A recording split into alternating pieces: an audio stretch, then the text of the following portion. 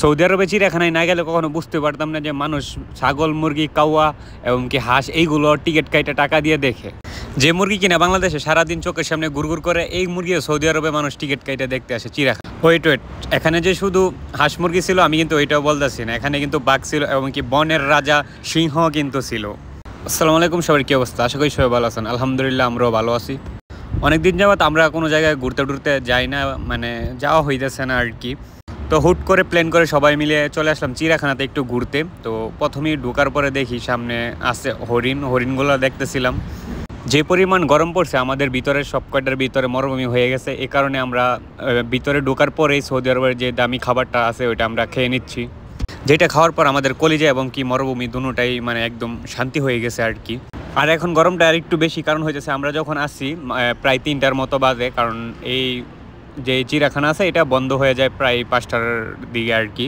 Body থেকে গলা লম্বা প্রাণীটা প্রথম দিকে ভাবছিলাম যে এটা হয়তো বা রিয়েল না, তারপরে দেখি না এটা রিয়েল ছিল। আর এখানে দেখতে পাচ্ছেন 2টা ইন্দুর, যে ইন্দুর আমরা ওষুধ দিয়ে মেরে ফেলি তারা এটা এখানে এনে রেখে দিয়েছে মানুষ দেখার জন্য। ইন্দুর দেখার পর আমরা চলে আসলাম বাঘ মামার কাছে। বাঘ মামা দেখি মানুষ দেখা তার পাছাটা এদিক ওদিক দিকে তারপরে সামনে চলে গেছে আর এদিকে আসতেছে।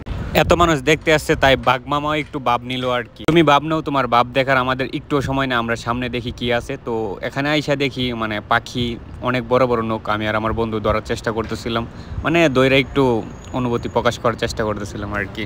বেশি চুল পাকনামি করলে যাই হয় আর কি। পাখিটা এখানে বসে আসছিল, তারপর আমাদের চুল পাকনামির কারণে পাখিটা চলে গেছে ওইদিকে। তারপর আমরা সামনে চলে আসলাম, ওই জায়গায় বাঘ দেখে আসছি। এখানে ওই জায়গায় ছিল একটা, এখানে আসা দেখি তিনটাই। যখন আমরা এখানে আসছি ভিডিও করতেছিলাম তখন দেখি একের পর এক আইসাতে পানিতে পড়তেছে।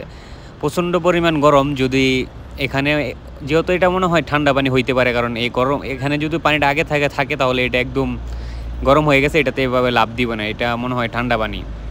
ছোটোবেলা আমরা পানি পাইলে যেমন করতাম, ওরাও দেখতেছি 3টা একসাথে আইসা পানি খাইতেছে এবং কি পানির মধ্যে ডুবাইতেছে আর কি।